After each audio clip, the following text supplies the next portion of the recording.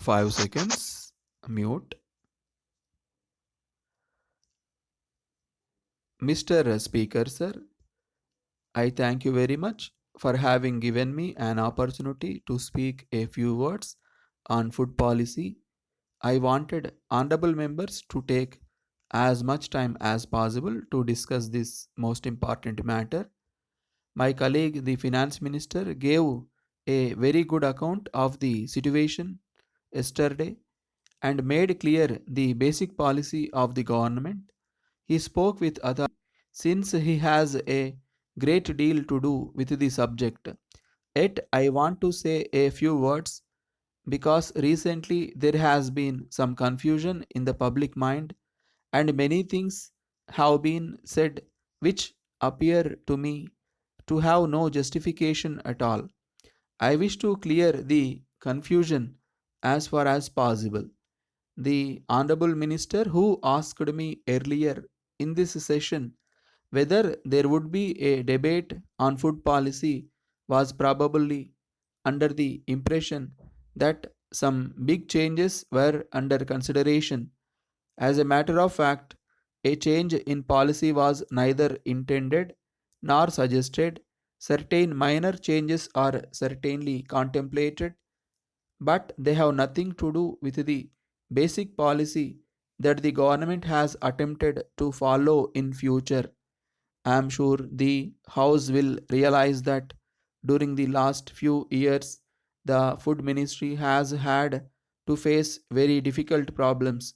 The government and the cabinet have, of course, shared to some extent in carrying the burdens of the Food Ministry. I am not denying that we have made mistakes, but we have also endeavored to profit by them.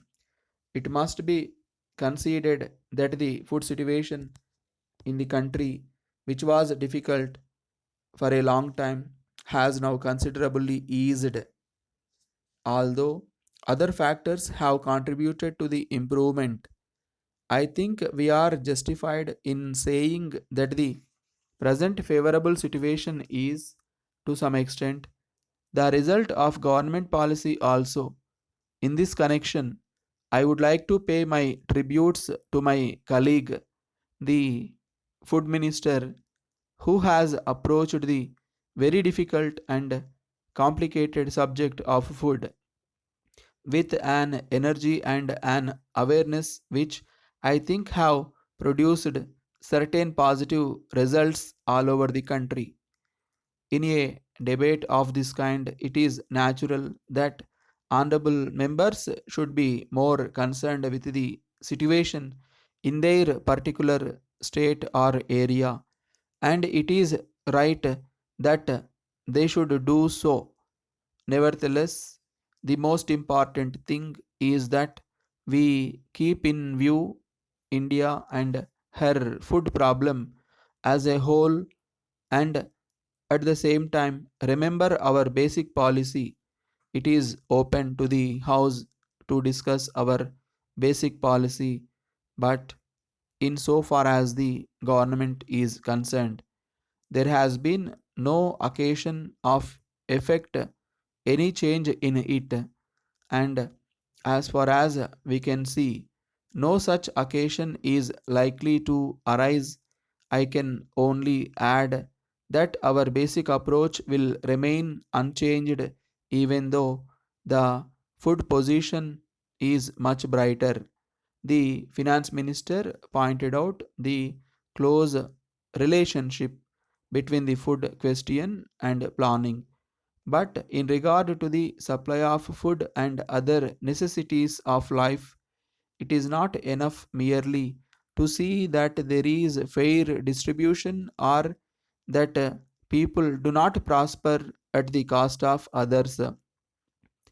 If we do this and no more our economy will be static, we must also see that we get the best out of our development and planning programs. For instance, if there is a surplus of food in the country, we would naturally like the nation to be fed more adequately But we must also think beyond the immediate wants and utilize our resources with foresight. With these few words, I conclude my speech. Letter from Messrs. George Brown and Company, Bombay, to Messrs. National Company Limited, Bangalore. Dear sirs, we thank you very much for your letter dated 10th instant, giving details of the land which you propose to sell to our company. As you are aware, we are the leading company in this part of the country engaged in the manufacture of latest designs of household furniture.